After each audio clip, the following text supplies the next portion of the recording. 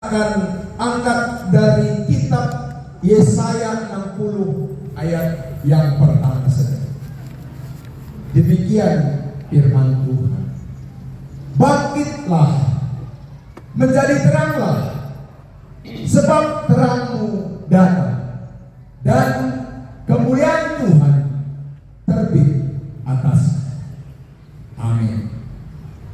Saudara-saudara yang terkasih dalam nama Tuhan, shalom buat kita semuanya.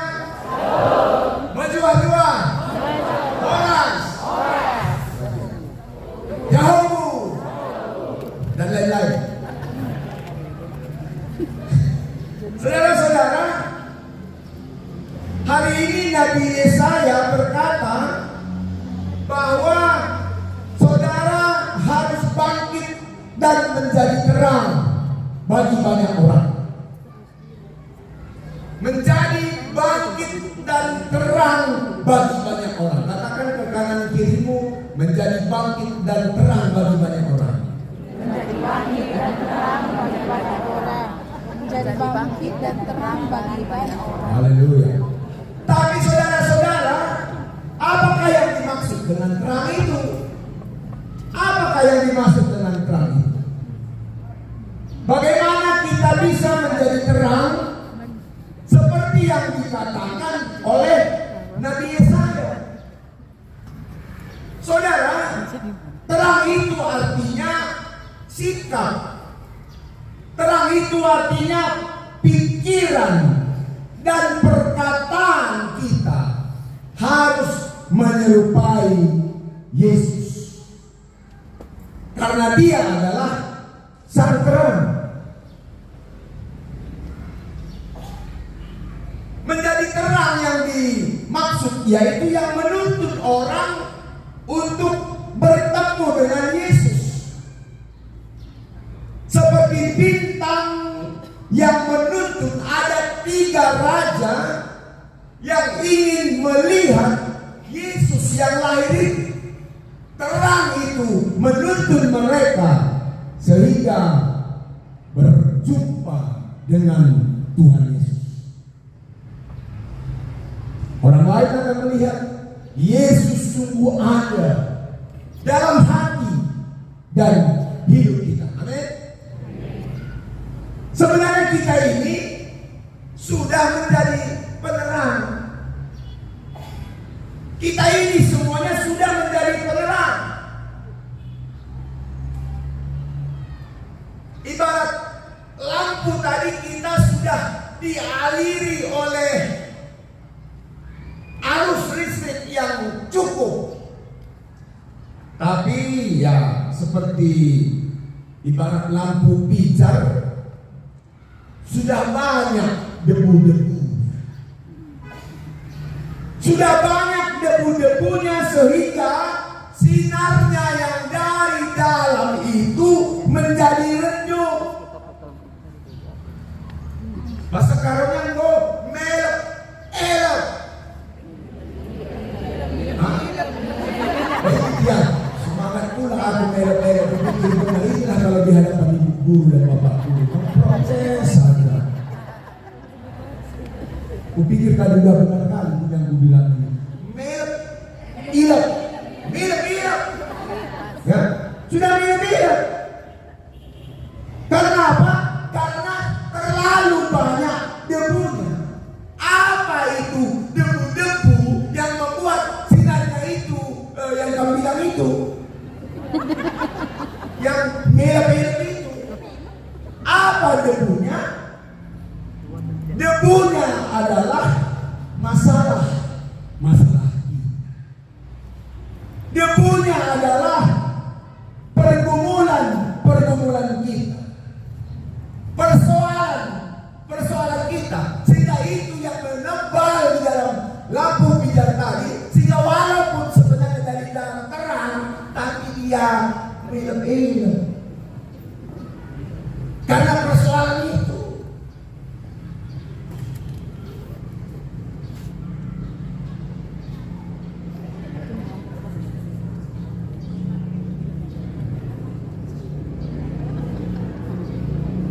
Iya, saya lihat perdebatan ini semua. ada semua masalah ini.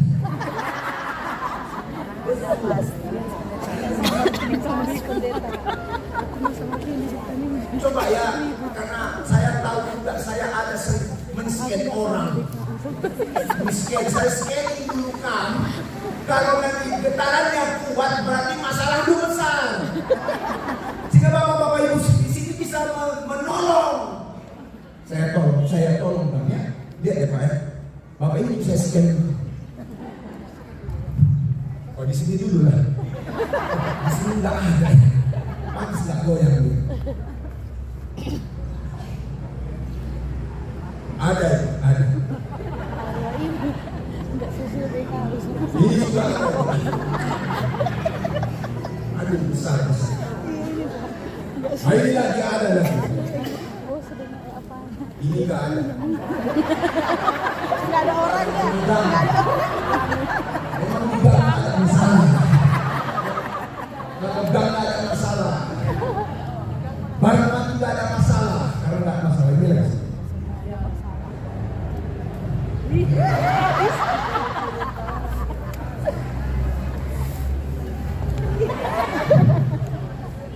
Oh ini yang depan ini. Penuh masalah.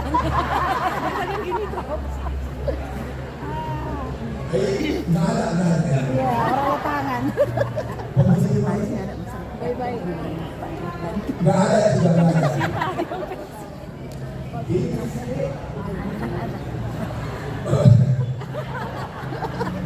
nggak ada. Semua ada masalahnya saya lihat. Ada di sini tadi yang kreditannya belum lunas. Ada di sini sering naik tensi. Di sini suka ini jumut-jumut lalat. Di sini ada, aduh apa ini? Belum siap SPJ bos. Sesuai BKU.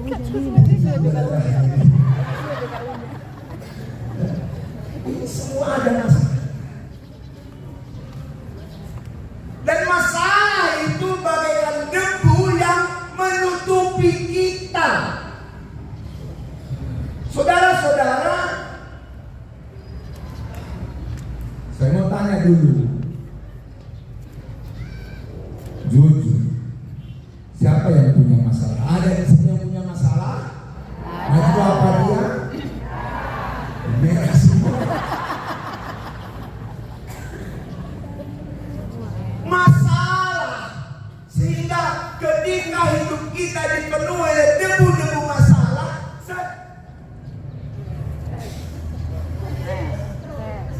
tak siapa lah sehat. Itu yang terjadi. Apa itu masalah? Masalah kalau saya definisikan adalah kesenjangan antara harapan dan kenyataan. Itu masalah. Perbedaan antara harapan dan kenyataan itu masalah. Harapan dapat gaji tambahan. Ternyata Uang keluar. pengeluaran tambahan. Masalah. Harapan bisa naik pangkat. Kenyataan gelgel. Harapan cair dana. Apa itu yang buru-buru itu yang kejadian ayam apa namanya? Hah? Sertifikasi. Saya jawab ini sudah cair berarti. Harapan cair sertifikasi, tapi kenyataan belum juga. Harapan cair gaji 13, rupanya ditunda. Itu kan masalah. Saudara-saudara, demikian bisa membuat yang terang itu menjadi redup dan yang redup itu menjadi gelap. Itu bisa terjadi dalam hidup kita. Sehingga kita sebenarnya tidak dapat hidup tanpa terang. Penelitian telah membuktikan ketika kita tinggal dalam kegelapan, kita akan merasa gelisah. Saudara harus koreksi diri, Bapak Ibu saudara-saudari sekalian. Kalau saudara-saudari selalu gelisah, takut dan segala macam, barangkali terang itu harus diperbaiki. Harus introspeksi diri. Ketika kita tinggal dalam kegelapan, muncullah emosional, kehilangan kendali diri, dan jika keadaan ini terus dibiarkan, kita dapat menjadi paranoid dan mengalami halusinasi. Itu ya Bapak-bapak Ibu yang di depan. Jangan biarkan saudara-saudari kita ini hidup dalam kegelapan. Jangan biarkan mereka selalu dalam kegelisahan. Nanti halusinasi mereka. Kalau semua Bapak Ibu guru halusinasi, murid bagaimana lagi? Bagaimana lagi? Bahkan di titik yang paling ekstrim, kehilangan keinginan untuk hidup. Kehilangan keinginan untuk hidup. Dan saudara, ketika ketiadaan cahaya dalam rentang waktu yang panjang dapat mengakibatkan hilangnya pengharapan. Hilang pengharapan, bekerja biasa saja, tidak ada yang dikejar dalam hidup ini.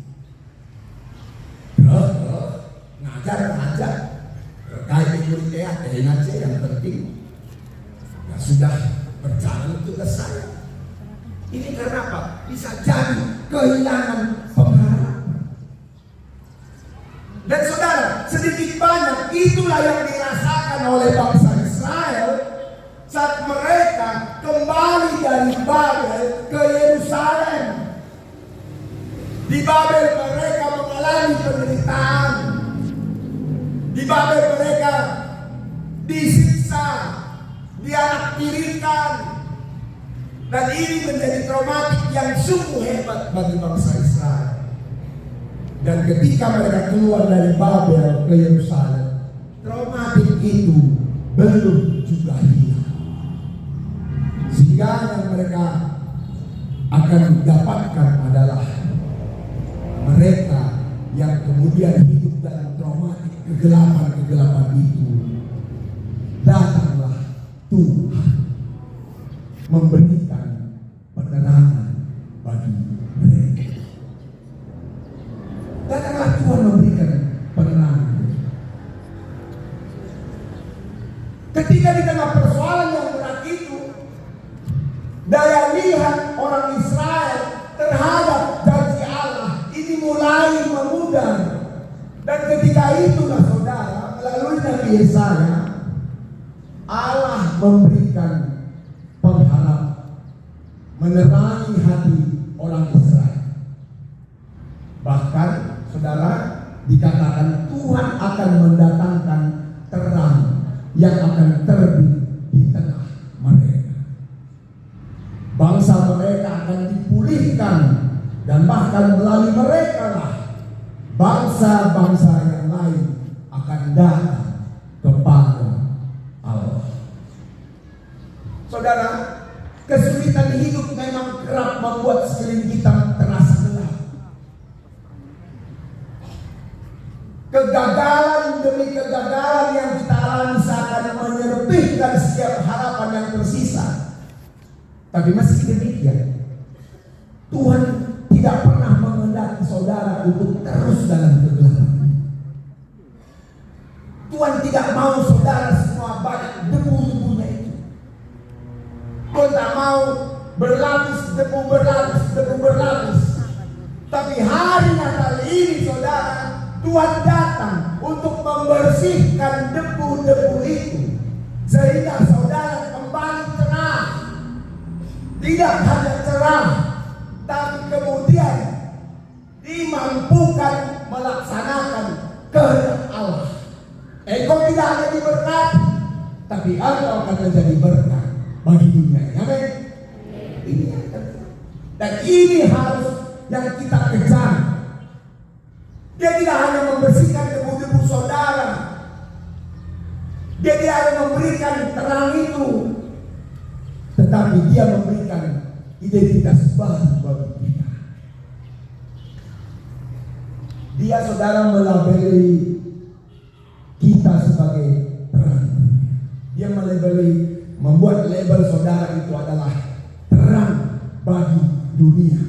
Terlepas dari latar belakang saudara, terlepas dari keadaan saudara, tapi Tuhan memberikan identitas baru bagi kita semua.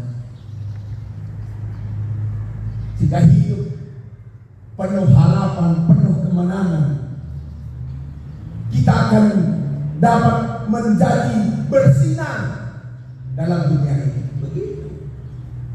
Dan sinar kita itu menjadi terang. Katakan, sinarku akan menjadi terang. Sekali lagi, katakan, sinarku akan menjadi terang. Sinarku akan menjadi terang. Katakan ke kanan kirimu, sinarmu menjadi terang. Sinarku menjadi terang. Sinarku menjadi terang. Sinarmu menjadi terang. Sinarku menjadi terang. Jangan hanya sama murid-murid kau, sama murid-murid kau ya. Murid-murid yang kita cerlet kau, padahal rumah yang bermasalah. Kita akan menjadi baru, guru baru, ASN baru hari ini, anak-anak Tuhan yang baru.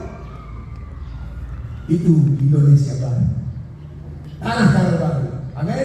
Amin. Jangan deh satu cerita ada hidup Indonesia lama, waktu itu berperang, perang dunia ini. Lalu ada di suatu camp, markas itu, lewatlah pesawat. Ini campnya ini katakanlah camp Amerika, lewat pesawat. Oh komandan, apa prajurit? Itu ada pesawat komandan. Pesawat dari mana? Kayaknya itu ada bulat merah putih sekeliling. Pesawat Jepang komandan. Tembak komandan. Biar tembak. Wah, ditembak lah. Jatuh pesawat Jepang. Lewat lagi 1 jam kemudian suatu pesawat tempur. Komandan, ada lagi pesawat di atas langit kita. Pesawat siapa? Pesawat Inggris. Tembak komandan, tembak, ditembak, jatuh. 1 jam lagi ada pesawat melintas di udara. Itu komandan, ada pesawat. Pesawat siapa? Pesawat Malaysia. Wah, tembak komandan, tembak, jatuh. Ada sekitar 100 negara, jadi maka saya teruskan sampai bola lagi ya. Gak usah lihat sikat-sikat aja lah ya. Terakhir, oh komandan, ada pesawat. Pesawat dari mana? Oh ini pesawatnya merah putih. Oh pesawat Indonesia berarti. Iya. Tembak komandan. Nggak usah tembak. Kenapa komandan? Kalau pesawat Indonesia nggak tembak pun jatuh. Ini yang akan terjadi saudara-saudara. Kalau hidup kita ada di dalam kegelapan. Dan hari ini Tuhan melebeli kita. Kita bukan orang gelap, tapi kita adalah terang. Agar kita dapat menerangi gelap dalam hidup banyak orang. Agar banyak orang memperoleh pengharapan dalam terang Allah yang terpancar melalui saudara. Maka dari itu, bangkitlah dari keterpurukan. Dan terobosan besar telah Tuhan sediakan. Dia telah kerjakan pemulihan, memberi kemenangan, menyediakan berkat yang membawa sukacita sejati bagi saudara. Dan Tuhan melaksanakannya dengan segera, tepat pada waktunya yang sempurna. Dan dalam pelayanan di bumi ini, Tuhan kita Yesus Kristus telah menunjukkan kepada kita teladan. Kita tidak susah-susah mencari teladan, karena Tuhan Yesus yang kita rayakan kelahirannya hari ini telah menunjukkan dirinya teladan mulia sebagai terang. Dan kita, saudara-saudara, Bapak Ibu, diminta untuk menjadi terang dunia. Dalam firman Tuhan dikatakan, hendaklah terangmu bercahaya. Hendaklah terangmu bercahaya di depan orang, supaya mereka melihat perbuatanmu yang baik dan Bapamu di sorga dipermuliakan. Saudara, kita memahami bahwa terang melambangkan bimbingan, arahan, harapan, keselamatan, dan pengertian. Saudara, terang adalah sumber yang selalu kita cari dalam kegelapan, sehingga menyelamatkan diri dari perasaan tidak aman, kecemasan, bingung, kehilangan arah.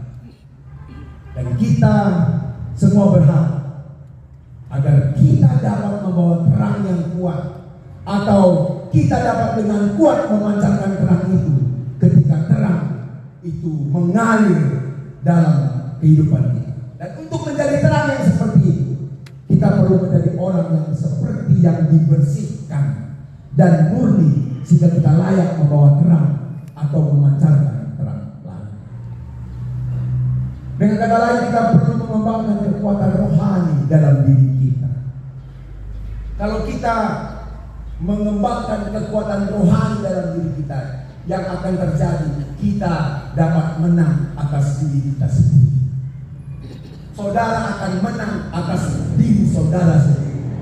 Kalau saudara menjadi menang atas diri saudara sendiri, saudara tidak akan bekerja ketika ada pimpinan di situ. Kalau ada pimpinan di situ, rajinnya nggak ambil, rajin kali. Tapi kalau nggak ada, rajinnya entah kemana. Itu akan terjadi. Tapi kalau kekuatan rohani kita ada, ya, itu yang akan memimpin kita mematuhi perintah-perintah dan perjanjian serta menjalankan kehidupan yang bijak. Oleh karena itu, saudara-saudara, beberapa cara menyinari dunia ini yang sebagai tema hari ini adalah sinarilah ke sekitar. Pekerjaan dapat menjadi suatu media bagi kita untuk bersaksi dan melayani Tuhan. Itulah cara menjadi terang yang menyinari, yaitu melalui pekerjaan kita, jabatan kita, kedudukan kita dapat menjadi salah satu media untuk bersaksi dan melayani Tuhan. Oleh karena pekerjaan itu menjadi media kita bersaksi dan melayani Tuhan, maka kita tidak akan menggerutu dalam menjalankan tugas. Ada di sini yang menggerutu menjalankan tugas? Ada? Dari SMA mana? Dari SMP mana? Ada kalau dikasih tugas jumut-jumut lalap, sidik-sidik jumut, sidik-sidik jumut-jumut, jumut-jumut kok sidik-sidik. Ya.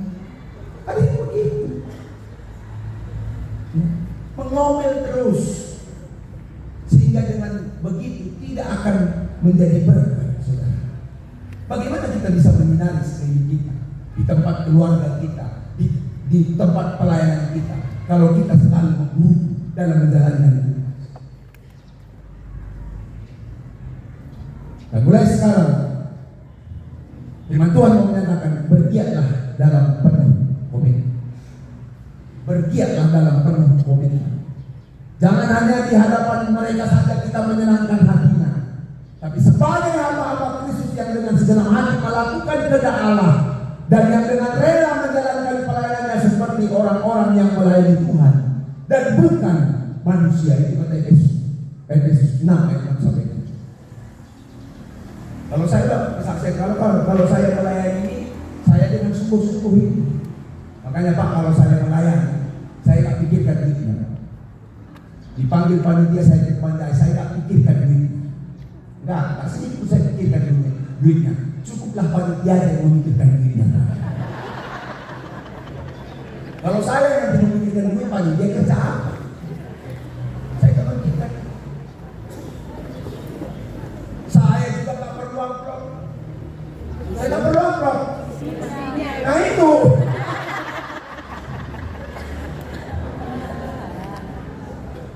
Karena kalau kita melakukan pekerjaan kita dengan tulus dan ikhlas, saudara, hasilnya juga luar biasa. Coba kalau kita melakukan pekerjaan dengan terpaksa, ya, jangankan pekerjaan kita, masak aja kita dengan terpaksa, hasilnya akan tidak enak, saudara-saudara. Tidak enak. Nah, dan tugas tanggung jawab kita adalah bahwa semua kita yang hadir di sini, umat Tuhan, diserai tugas dan tanggung jawab sesuai kesanggupan kita. Dan saya katakan ada 4 hal yang membuat umat Tuhan kita semua sering gagal dalam ujian pekerjaan. Apa itu? Yang sering membuat kita gagal dalam pelayanan kita adalah pertama, menyalahgunakan tugas dan tanggung jawab kita. Itu yang membuat debu itu akan kembali lagi. Menyalahgunakan tugas dan tanggung jawab. Yang kedua, tidak maksimal dalam menjalankan tugas dan tanggung jawab. Saya lihat panitia dan begitu maksimal menjalankan tugas dan tanggung jawab. Ada yang saya lihat 2 hari kemarin sudah bersalon-salon. 2 hari paling tidak semalam sudah bersalon. Hidup tadi lama begini. Ini karena hebat. Yang ketiga adalah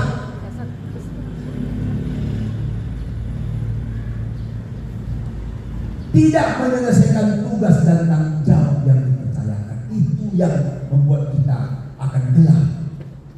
Tidak menyelesaikan tugas dan tanggung jawab yang dipercayakan. Dan yang keempat, yang membuat kita sering gagal adalah tidak mengerjakan apa-apa. Saudara, Tuhan tidak cinta orang yang malas. Jangankan Tuhan, iblis pun tak suka orang yang malas. Coba saudara ingat waktu Yesus mengajak murid-muridnya. Semua murid-muridnya itu lagi ngapain? Lagi bekerja. 12 murid yang dia panggil itu, semuanya ketika dipanggil oleh Yesus, semuanya sedang bekerja. Tidak ada yang tidak bekerja. Ini bukan kebetulan ini, saudara-saudara. Yesus itu memilih mereka bukan kebetulan mereka tidak bekerja, tapi orang yang bekerja itulah yang diangkat oleh Tuhan. Dia tidak suka orang yang malas-malas. Dia jangankan hanya Tuhan, di iblis pun tidak suka orang yang malas-malas. Karena iblis dalam Alkitab memilih orang-orang yang bekerja juga. Orang yang malas-malas tidak dia pilih. Makanya kalau iblis pun tak suka memilih kita kalau malas, apalagi Tuhan. Oleh karena itu kerjakanlah tugas pelayanan, sehingga saudara-saudara berbagai persoalan yang telah kita hadapi terakhir ini dan berbagai penyesuaian dilakukan dengan banyak aspek melalui bentuk respon atas, ya, kalau kita bisa katakan pandemi COVID-19 yang telah melanda dunia. Namun yang harus tetap digelorakan oleh saudara semua yang ASN ini, apalagi selain ASN apalagi angka berapa yang sekarang? P3K. Yang saudara harus gelorakan adalah di saat melakukan berbagai penyesuaian ini, yang ada adalah semangat untuk mengabdi kepada negara. Silakan keluar kalau tidak ada semangat untuk mengabdi kepada negara. Silakan. Kalau tidak punya semangat mengabdi kepada negara. Dan penting rasanya untuk membangkitkan semangat saudara agar tetap memiliki jiwa patriotis untuk memajukan negara kita ini. Karena apa yang kita lakukan di dunia ini itu akan diperuntukkan dalam kerajaan surga. Amin. Amin. Jangan nanti akhirnya hanya ilustrasi. Ada penghuni neraka, ada penghuni surga. Lalu penghuni neraka dan penghuni surga WA-WA-an. Ya WA-WA. Lalu kata penghuni surga, bro, di sini enak kali bro. Mau internetan nggak perlu beli pakai. Ya. Mau makan nggak perlu bayar. Enak kali di sini bro. Wah, nggak pernah saya ini nggak dirasakan. Lalu kata penghuni neraka, wah, enak kali kalian ya bro. Kalau kami di sini nggak gitu bro. Kenapa kalian di situ? Kami di sini di blender hidup lagi, di blender hidup lagi, di blender hidup lagi. Nggak berhenti penderitaannya. Lalu kalau begitu bro, bisalah kami di sini jalan-jalan, kata penghuni neraka. Boleh datang aja kalian. Tapi bagaimana caranya bro? Ya pulang ya. Oh ginilah, kan di tengahnya kan ada jurang ini surga di neraka. Bagaimana? Ya begini aja. Kalian dari neraka buat jembatan sampai di tengah. Itu tugas kalian, kerjakan itu. Dan kami juga akan membuat jembatan sampai ke tengah. Nanti ketemu kita di tengah. Itulah jembatan kita untuk menyeberang kata penghuni surga. Wah, cocok juga itu ya bro. Cocok lah itu kita buat. Setuju. Bentuklah panitia. Bentuk panitia. Bentuk kontraktornya. Bentuk panitia yang lain. Bentuk. Lalu inilah pandai-pandai semua penghuni neraka ini tadi. Pandai bentuk panitia kontraktor, ini semua penyedia dana, ini semua 3 hari siap 3 hari itu jembatan sampai ke tengah. Lalu ditunggu, kenapa kalian bro? Udah 4 hari, di mana jembatan kalian? Kata penghuni neraka, kata penghuni surga tadi. Di mana jembatan? Kok nggak siap-siap? Kami udah siap ini. Wah, apa kata penghuni surga? Oh lupa kami bro, katanya. Kenapa? Lupa kami karena kontraktornya di situ semua. Semua kontrak. Tukang-tukangnya di situ semua, panitianya di situ semua. Sini nggak ada kontraktor bro.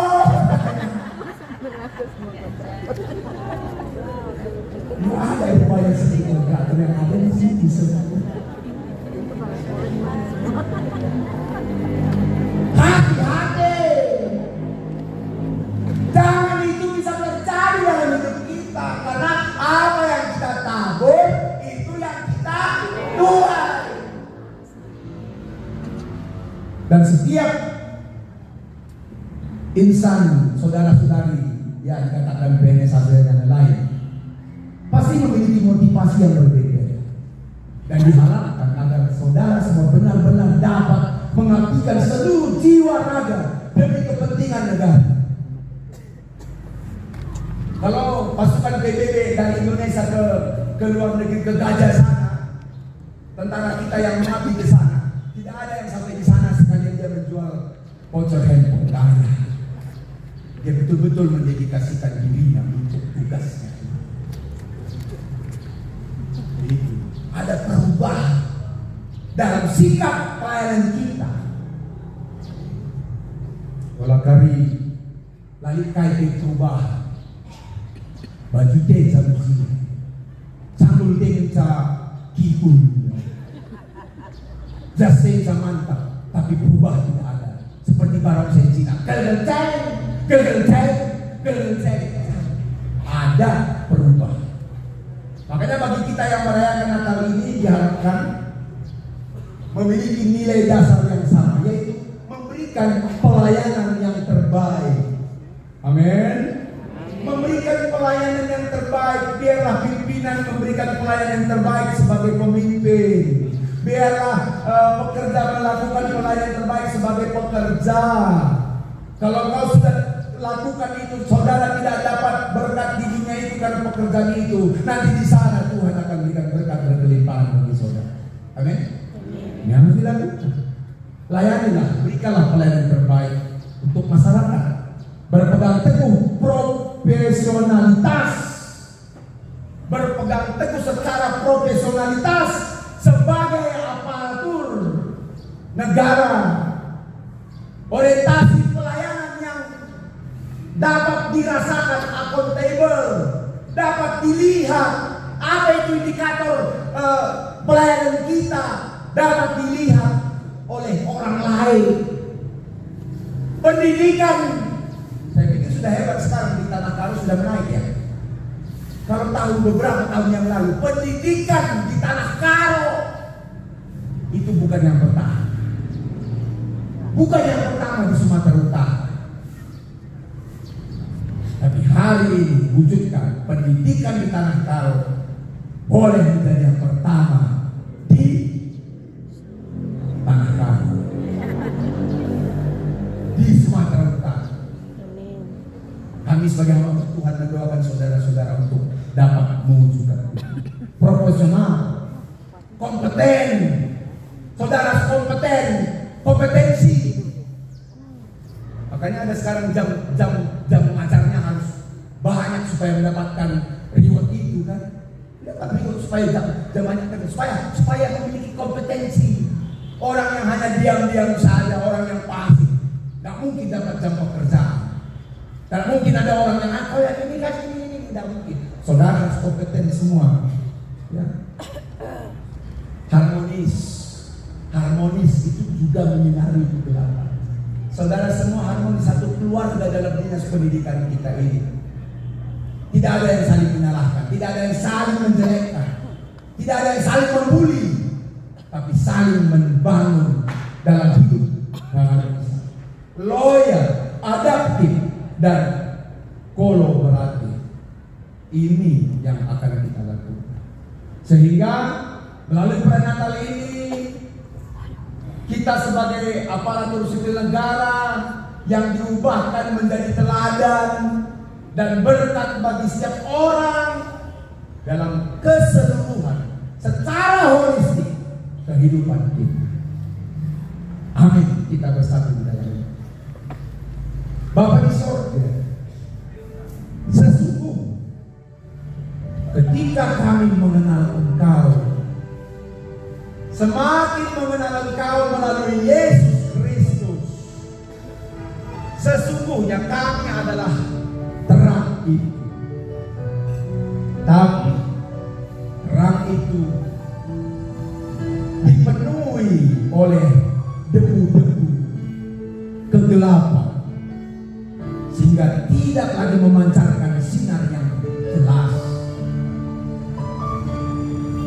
Dari masa lalu kami, dalam kehidupan kami, tapi pada hari ini ya Bapak, Tuhan Yesus yang telah lahir datang untuk membersihkan debu-debu dalam kehidupan umat-Mu, hamba-hamba-Mu hari ini. Engkau bersihkan debu-debu mereka, persoalan mereka, sosial mereka, ekonomi mereka, sakit penyakit yang mereka miliki. Engkau bersihkan sekarang dalam hidup mereka, sehingga terang yang terpancar itu dapat keluar, sehingga boleh bersinar menyinari sekeliling, sehingga dunia mereka, dunia pendidikan terkhusus di Tanah Karo ini, mereka akan melayani dengan baik, proporsional dan profesionalitas yang tinggi, sehingga hari ini memberkati semua hamba-hamba-Mu, Bapak Ibu guru kami yang hadir di sini, semakin setia dalam pelayanan, dan Tuhan memperlengkapi apa yang dia perlukan dalam pelayanan yang dia perlukan. Kami tidak sia-sia merayakan Natal biasa Tuhan berikan bagi kami. Perlengkapan umat-Mu berkati. Sebab di dalam nama Yesus kami telah